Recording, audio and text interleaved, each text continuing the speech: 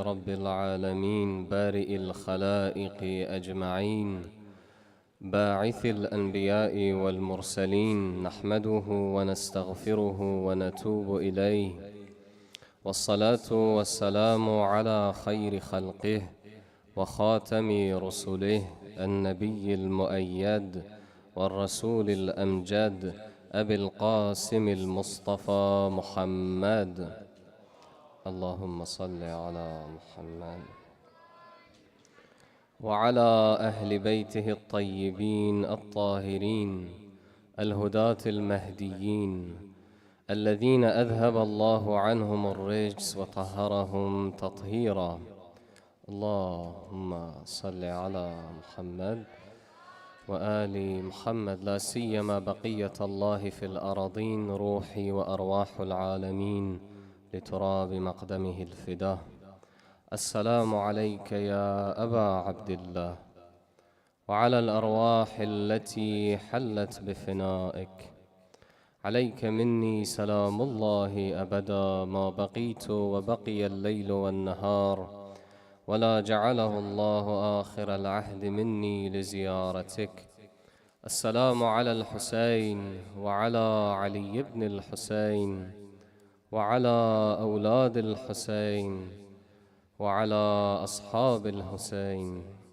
الذين بذلوا مهجهم دون الحسين عليه السلام أما بعد قال الله تبارك وتعالى في محكمه بعد أعوذ بالله من الشيطان الرجيم بسم الله الرحمن الرحيم إن الذين قالوا ربنا الله ثم استقاموا تتنزل عليهم الملائكة ألا تخافوا ولا تحزنوا وأبشروا بالجنة التي كنتم توعدون صدق الله العلي العظيم أفلح من صلى. You have. If you're in school, if you're in university, they will teach you all the tips and tricks of how to best study. If you're in the workplace and you're trying to raise your income, if you're running a business, they will tell you how to hustle. They will tell you what are the best ways to make money. They will tell you how to market yourself, how to brand yourself. If you are looking forward to having a healthier body, being physically strong, going to the gym, staying in shape, then there is 1,000,001 different platforms and channels that will help you to the very detail of how much protein you should take, what exercises you should do, how much you should spend at the gym. If you're looking for relationship advice, if you're looking to foster better relationships with your friends, with your family, with your close ones, or you're looking to build new relationships, then once again, jump on the internet, find a channel that is of that category, and you'll find advice, you'll find practical tips, you find people telling you how to live your life in every domain: health, education, work, relationships. Some will go as far as teaching you how to be spiritual. This new age of spirituality, godless spirituality, is also on the rise. They will teach you. And we touched on that last night as well with the topic of meditation and spirituality. Tonight that I will be talking about, and tomorrow night inshallah, I will be talking about this content, this space, this phenomena if you like. It is not coming from a place of ignorance. Since I was maybe 15, I have been reading these books. I have consumed a lot of self-help content. I've watched the documentaries. I know the big names, the YouTube channels. So whatever I am saying here, it's not some random Hawzawi who has been away from the West for so many years, and now he wants to tell us that everything is wrong. He wants to tell us that we all have been doing it wrong. No, I've always stayed in touch since I was very young, and even while I'm away, it's the internet. Wherever you are, you stay in touch with these things. So what I will tell you will cover the positives, will cover the contributions and the help you'll be able to derive from this content, but it will also educate you about the traps, about the self-sabotage that sometimes takes place in this self-help category. So that's an important disclaimer that I need to make, that this is not coming from a place of ignorance. Why are we even talking about this? Why should we, on the seventh night of Muharram, be talking about self-help? Why is it relevant?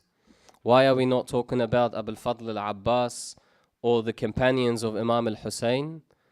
Because when we are consuming this information, when we are interacting with these individuals, when we are consciously or subconsciously starting to take them as our role models, then it becomes very important for us to talk about it. When they are guiding every domain of our life, they are giving us advice on education, on health, on relationships, on spirituality, then we need to know as Muslims, as vigilant and awake Muslims, how to interact with this content. Otherwise, like we said yesterday, if we're just going to go with every wave that comes, every Tom, Dick and Harry that claims a certain claim, substantiating it with some research paper, some scientist, some academic, some psychologist, we're just going to accept it, then there'll be nothing left of our religious identity. There'll be nothing left of our Muslim identity. We need to be equipped on how to deal with with social media. We need to be equipped on how to deal with the internet. We are the generation of the internet. We are the generation of the consumption of information and entertainment. If we do not know how to deal with these things, the Satans of our time, then we'll lose our religion. You and I are here perhaps only 10 nights, some less even. Therefore, it is of great importance that as someone who has perhaps been through these stages, some of you are younger, you might experience these later on, who has went through all these stages and seen the risks and the benefits, can potentially give you some instruction or at least his own personal experience on how to deal with this content as a Muslim. This content, this space, I like to think of it into 3 different categories. You've got your productivity, that's one category. You've got your self-help and psychology, that's another category. And the final category are individuals, let's call them gurus, who are teaching you and selling you entire and complete life philosophies. They're almost prophet-like, they're almost religion-like. They're not just helping you in one area of life. You go to this man, you go to this woman, you ask him any question, he surely has something to say. Politics, he will tell you something. Sports, he will tell you how to stay fit. Relationships, he will tell you how the man and the woman should interact, how you should be towards your parents. Business, economy, finance, they have it all. That's the 3rd category, which we will dedicate tomorrow's session on its own. Tonight, inshallah, we are going to focus I apologize. We are going to focus on the productivity content and self-help. Productivity is perhaps the most innocent of these categories. They are teaching you practical tips on how to best study, the Pomodoro technique, the 2-minute rule, the 5-minute rule. There's 1,000,001 tips and hacks on how to improve your studying. There's 1,000,001 hacks on how to improve your business, how to improve your relationship with people. Smile this way, say this thing first, walk like this.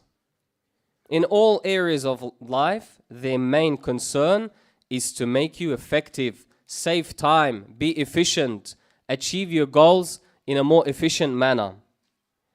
This, in and of itself, is a very good category of content. Beautiful. Thank you for helping me out, telling me what apps I should use, how I should best manage my time, what's the best way to study, study smarter, don't study harder, all of these things. I'm sure you've all been exposed to it in any area of your life you're dealing with. There is some guy teaching you how to do things better. And they're wonderful. It's beautiful. I still learn from them until today. But there are a few traps. Firstly, I am telling you, it's effective. It's useful. Go and learn. Make sure you stay up to date. But at the same time, I'm going to tell you a few of the traps with the productivity content. We haven't even got to self-help and psychology. Firstly, their focus is on short fixes, on hacks and tricks, instead of building a character that is willing to be disciplined, a personality of not being scared to work, a hard-working character and mindset. Instead of teaching you that, they try to smoothen the road. They will confess that you're lazy. You're lazy, I'm lazy, everyone is lazy. They say you're lazy, okay, we've got a solution. We've hacked it. We've figured out the brain. Neuroscience has helped us. Do this trick, wake up at this time, eat this food, and suddenly you're superhuman. Unfortunately, as much as they work, but if they do not fall back on a character that is hardworking, that is willing to do work regardless of the circumstances, they will fail. You will only fail yourself. You will only disappoint yourself. You will try this trick, this hack for a period of time, and before you know it, you failed. You're disappointed yourself. Why? Because they don't go deep enough. They don't teach you character principles. They don't teach you those principles that you need that will enable you to achieve your goals regardless of the circumstances you are in. And what we find is if the brother or sister doesn't have his right shot of coffee, he doesn't have the right amount of sunlight, his desk elevation is not high enough, he doesn't have his favorite pen, the app is not working, that's it. He'll put work down. Becoming dependent on these tips and tricks in the long run will not only help you, but sabotage you. You will betray yourself because you are getting yourself accustomed to only work in perfect conditions. And God forbid, one day, the perfect conditions are not present. He will not do his studies. Today I will not go find new customers. Today is not a good day. I didn't have like I said, the right dosage of caffeine in me. I can't be nice to people. It's all about me, me, me. How can I optimize the environment to cater for me so perhaps I could perform as an ordinary person? What a lazy attitude. I have to tweak the environment as much as I can so I could behave as an ordinary human being. Why don't we think about it the other way around? Why can't we work on the inside that regardless of the environments we are in, then we can perform? Once again, these tips are good. Let me give you a story of Allama Tabatabai rahmatullah alayhi. Sallu ala Muhammad wa ali Muhammad.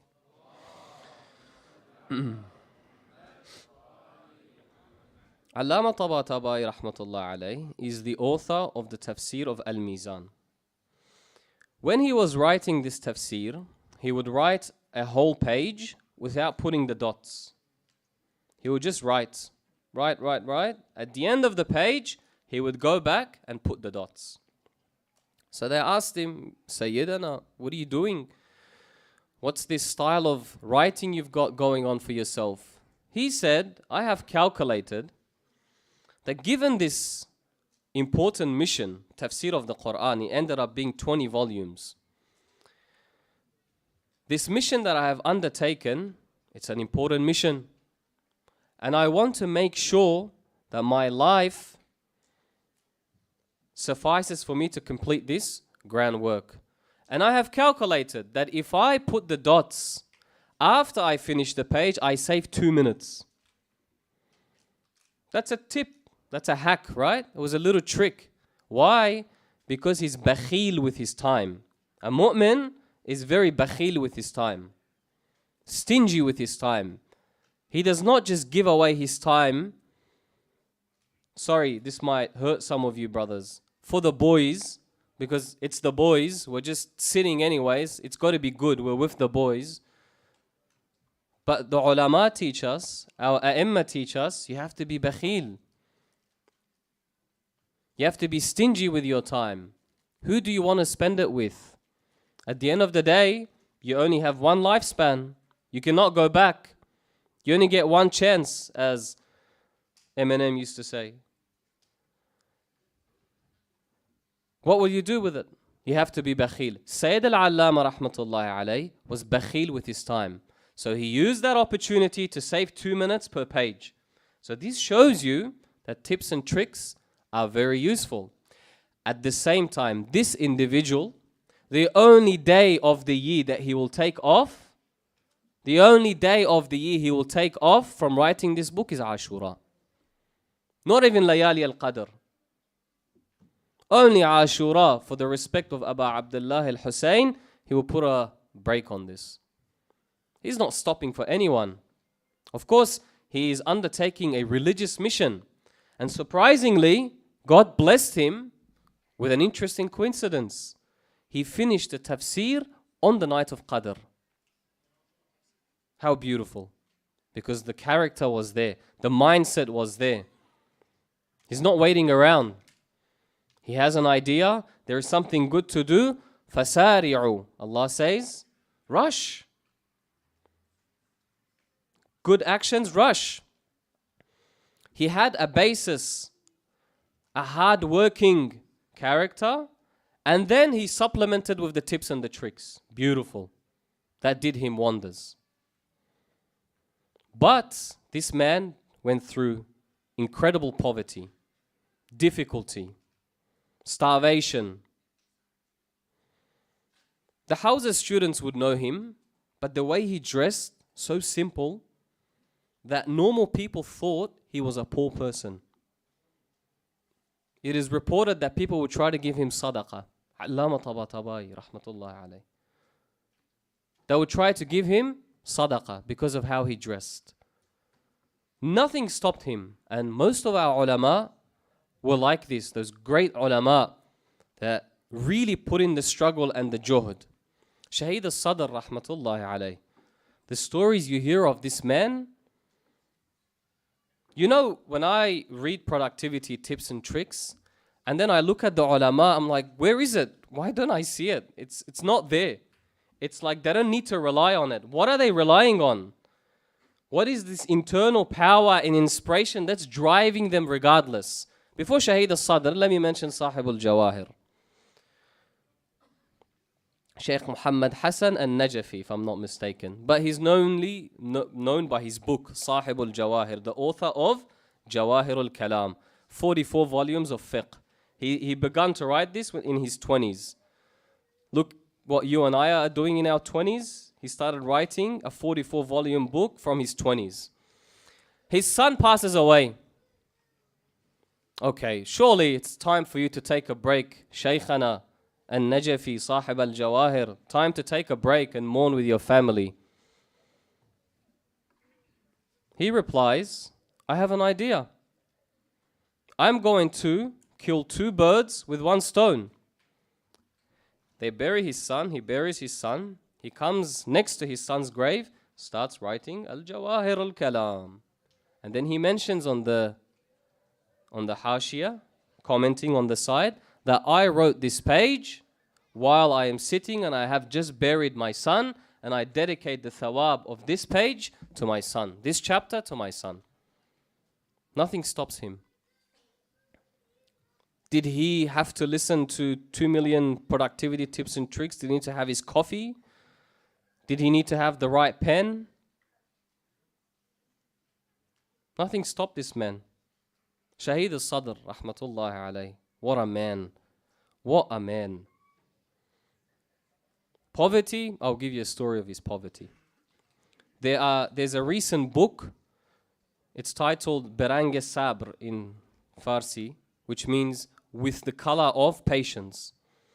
It's interviews they have conducted with his wife, who is the sister of Imam Musa Sadr. As you know, they were cousins.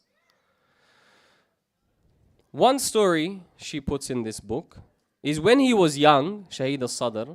By the way, he reached the stage of ijtihad. He was an ayatollah at the age of 16. Just bear that in mind. An absolute genius. When he was younger, so younger than 16, when he's still attending classes, him and his brother had to share a dishdasha. They only had one in the house. Is he going to cry that this is not the right size for me? Is he going to cry, it looks ugly on me, the boys will laugh at me, it's too big for me? No, his brother, Sayyid Ismail al-Sadr, goes to dars, finishes his dars, he comes back, he wears his brother's dishdasha that's bigger than him, he holds it from the bottom and starts walking. Nothing is holding him back.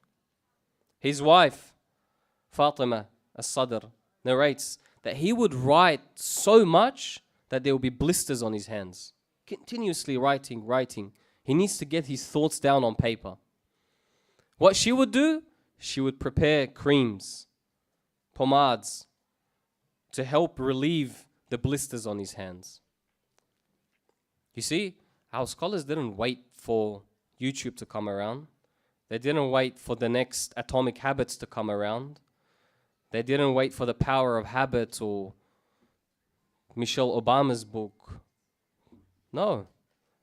They had something inside. They knew they were doing the right thing. And they moved. Obstacle, ya ahlan wa sahlan. Let's see who's stronger. They will deal with it. I have so many stories. If I keep mentioning these stories, we'll be here all day. The Quran talks about this as well. The verse I recited in the beginning. إِنَّ الَّذِينَ قَالُوا رَبُّنَا اللَّهِ. Those who say our Lord is Allah. ثُمَّ اسْتَقَامُوا. Then they stayed strong, they resisted, they were steadfast. What did they need? Allah subhanahu wa ta'ala. إِنَّ الَّذِينَ قَالُوا رَبُّنَا اللَّهِ. Allah is our Lord. What does Allah say about the young people of the cave? There were a group of young men who wanted rushd, growth. They also said, Rabbuna Allah. If you read the verses, very similar wording. They knew Allah is their Lord. Beautiful. I have direction. Say no more, as they say. Say no more. ثُمَّ اسْتَقَامُوا. There is the character of working hard. What happens? Allah will help them. They don't need, it's good. I'm not against self-affirmations. We should encourage ourselves. I'm not saying go in front of the mirror and say you're good looking or something. Don't be that weird. But yes, encourage yourself. I can do this. It's possible. I have the confidence. No problem in that. When you're working out, say yes, I can do this. It's good. But for these people, there's a whole category and different category of affirmations. تَتَنَزَّلُ عَلَيْهِمُ الْمَلَائِكَةُ. Wow. They don't need self-affirmations. The angels are descending upon them. أَلَّا تَخَافُوا وَلَا تَحْزَنُوا. Do not fear and do not grieve. I know you're going through difficult times. The angels will inspire them with these words. It's not like they'll be seeing the angels, but they will feel the inspiration. Despite the difficulty, أَلَّا تَخَافُوا وَلَا تَحْزَنُوا وَأَبْشِرُوا بِالْجَنَّةِ. And they will feel the glad tidings of paradise because the work they're doing is for their Lord, Rabbuna Allah. This doesn't mean that this only happens in Hawza work. You have to become a scholar to achieve this state. No. Everyone has a different talent.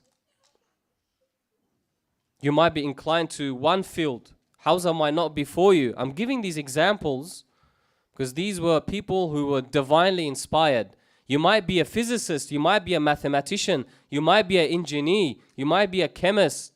Does not matter. It's about the attitude of Rabbun Allah. I have direction, I am moving forward. I will look for ways to make my life easier. I will look for ways, like Sayyid al-Allama, to save 2 minutes here and there.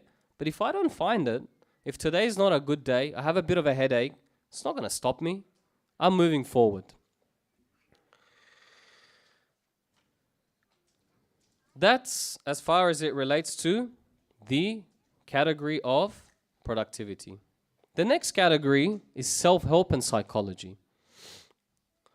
In this category, there is a lot of reference to science, psychology, neuroscience, biology, the human physiology, sociology, all these findings to help us live our lives in better ways. They try to give us principles. You know how we're talking about principles to live your life by? Productivity was a bit basic. Self-help, they're like, okay, this is for the advanced boys. You want principles to live by? I've got you covered. Science and psychology, the magical twin, will give you all that you need. You will learn the promise of this content, this space, is that you will learn the principles on how to live your life, how to manage your relationships, how to deal with trauma. And they are effective. Once again, let it be known, they are effective. Neurology, neuroscience, psychology, clinical psychology. I'm not criticizing these fields. There's work being done. You need to be aware of them. There are problems that you can only solve by going to the expert in that field. Some guy from Hausa can't help you with everything. You need to find the expert. So that's not the claim. Very positive contributions can be made to your life by reading science and psychology and these self-help books. Firstly, a lot of the content is fluff. Let me just put that out there. Because at the end of the day, they are trying to make money. They try to raise an income for themselves. So you'll find a lot of nonsense. But the 10-20% that is researched and methodological content, that will really help you. But once again, tonight we're not really focusing on the content on the positive side. I'm trying to give you and make you aware of some of the traps and the risks, because the positives are obvious. Everyone can see that, and we should not deny that. But it's the traps and the risks and how we should deal with them. The first observation and the first consideration we need to have is when we're reading these books and these videos, we need to be able to distinguish between science and interpretation of science. Science and interpretation of science. What does that mean? That means that one set of data from a scientific experiment, from an academic paper, can be interpreted in multiple ways. You will read a claim, some reel on Instagram, some TikTok video will tell you based on this research paper in 2019, it was proven, so on and so forth. And you're like, wow, okay, yeah, fair enough. Research paper, it must be right. It's like a verse of the Quran. He must be onto something. But even if such a research exists, which we're too lazy to check, it feels better just to say, oh yeah, that's right. Let me forward it to my friend who's a retard. He needs to find out about this.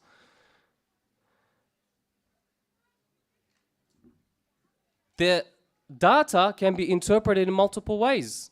Are you and I equipped to interpret the data? Are you and I able to distinguish and know which scientific paper or which scientific experiment is correct? Is the conclusion this author deriving from this research paper valid? Confirmation bias is a real thing. That's what it's called.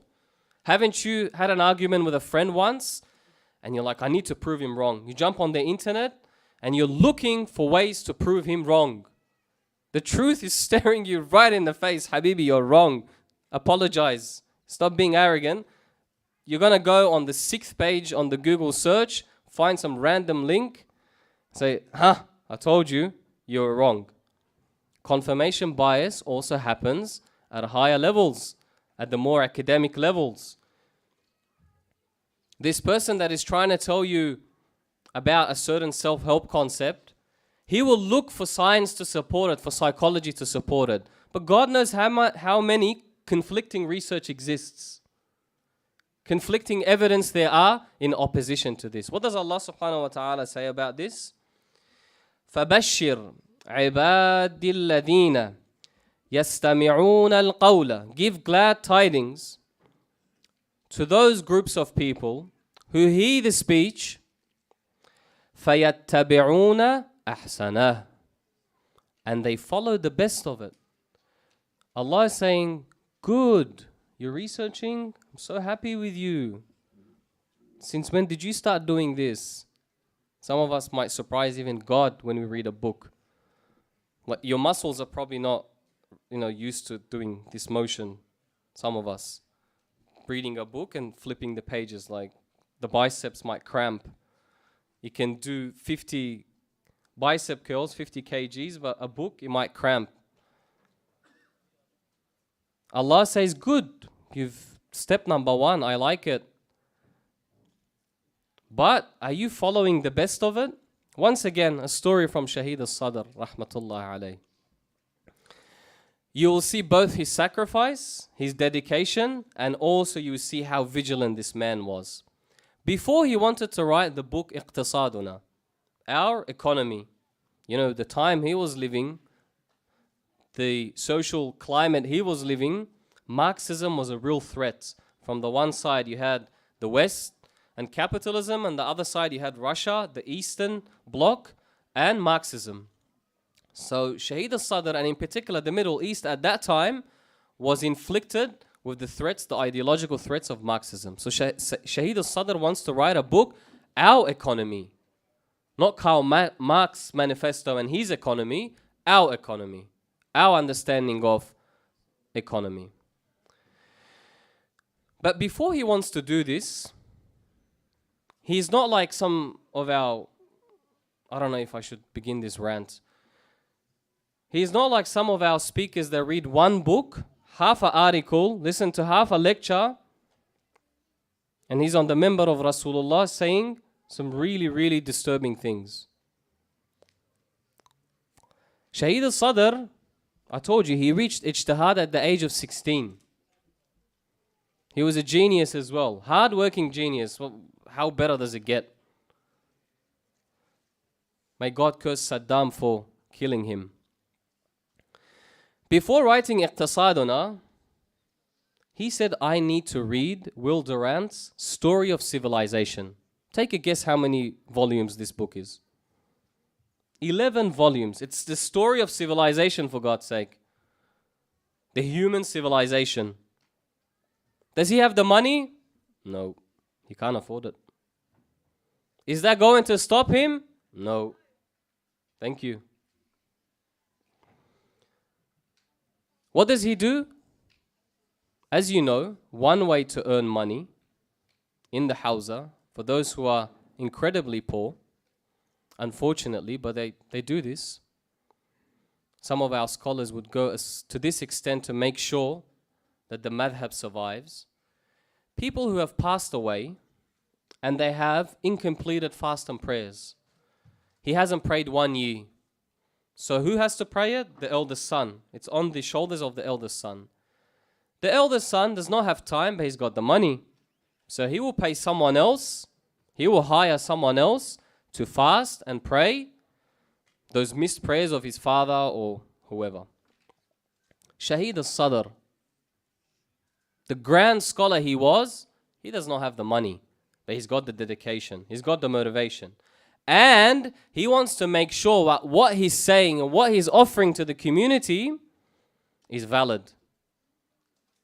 So what does he do? 1 year of missed prayers. He takes the responsibility of praying and the fasting. He shares it with his sister Bintul Huda so they can buy this book. Would you ever do that for anything? There's an entire library, by the way, of Sayyid Mar'ashi al-Najafi in Qum. This man, you would see on the first cover of every page, he would write that I had to do 6 months of prayers, missed prayers, to be able to buy this book. Next book, I had to do 10 years of missed prayers to be able to buy this book. Next book, I had to do 3 years of fasting to buy this book. There's a whole library, an entire library. He could not earn it with his own money. He would do salat al-istijara, missed prayers, so he could buy the books. Shaheed al-Sadr did the same thing. He read the entire 11-volume work in 2 weeks. Some of us can't read a book in 1 year. Yeah, that one book, I'm still trying to finish it. Habibi, the world has moved on. That book you started to read no longer applies anymore. In 2 weeks, he reads an 11-volume work and writes his commentary on it as well. Will Durant's Story of Civilization. So, the content he delivers in his Iqtisaduna is sound, is valid. But some speakers read half a page and whatever comes out of their mouth, comes out of their mouth. وَبَشِّرِ الْعِبَادَ الَّذِينَ يَسْتَمِعُونَ الْقَوْلِ وَيَتَّبِعُونَ أَحْسَنَ. So that's the first thing. We need to be careful what kind of science and data applies to us. In particular, when it comes to psychology. This happens often. I'm honestly bewildered. Is your role as a speaker, as a Hausa student, as a alim, to mimic some psychologist? Or is your role to do tabligh and educate the people about the Ahlul Bayt? What is your role? On the member of Rasulullah, wearing the garb of Rasulullah, you see that the entire lecture is based about some book that some Tom, Dick and Harry wrote. Ya Habibi, no problem. Use science. I have a background in secular studies, in science and in arts, philosophy and physics. I know the value of science and philosophy and the humanities. Use them to broadcast the message of the Ahlul Bayt. Do we know what schools of psychology there exists? There are competing schools of psychology. They have different understanding of the human psyche. You know the nafs we were talking about yesterday? One school of psychology has its own interpretation. Another school of psychology have their own interpretation. Their treatment, their practical advice, how you should live your life follows from their interpretations of the human psyche. What do you know about these interpretations? You and I that sometimes we absorb this information as gospel truth. I already said they are useful in their place.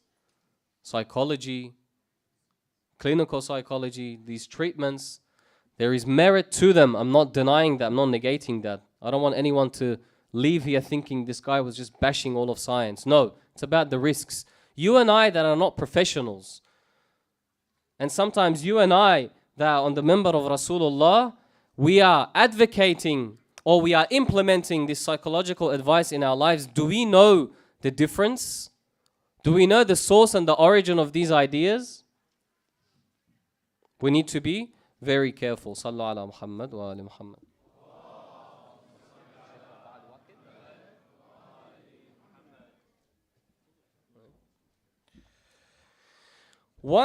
I'll end with this inshallah. One approach that you find in this space, which is in contrast and completely contrary to our understanding of the human, is most of the self-help and psychology is based on the theory of human evolution. Now, whether human evolution is correct or evolution of species is correct, that is not the discussion we're having now. I've done enough research on this. There's produced works. So I know what's going on in that field as well. I'm not confirming it. I'm not negating it at this moment. I'm not saying it's wrong. I'm not saying it's right. It's not our discussion right now. It's just an observation that science and psychology today present their findings upon one assumption, that evolution, human evolution, is true. Okay, no problem, it's true. But this shapes a lot of their understanding, their interpretation, and the practical instructions they give us. What do they look at you? What lens do they look at you? As an intelligent ape. That's what you are. You are an advanced monkey. To them, you're an advanced monkey. 50, 60 million years of evolution has finally produced this intelligent ape. That is the lens through which they will look at you. You read their books, the advice you read. Yes, our ancestors 10 million years ago in the savannah, this is the mechanisms, the biological mechanisms they used. This is why they exist in our brain. We are their offspring, therefore we should be doing the same thing. Now, part of this is true. We really have the same biological mechanisms that those species that existed millions of years ago used to survive through those environments. That's absolutely correct. But really, through the understanding of Quran, are we just intelligent apes? Is that all we are? Is that the difference between us and the apes? Through the Quran, you're Khalifatullah. وَإِذْ قَالَ رَبُّكَ لِلْمَلَائِكَةِ إِنِّي جَاعِلٌ فِي الْأَرْضِ خَلِيفَةً. You are God's representative on earth. وَعَرَضْنَا الْأَمَانَةَ عَلَى السَّمَاوَاتِ وَالْأَرْضِ وَالْجِبَالِ فَأَشْفَقْنَ أَنْ يَحْمِلْنَهَا. If I didn't make a mistake in the verse. أحسنتم. It's good I have Sheikh here and mistakes I make.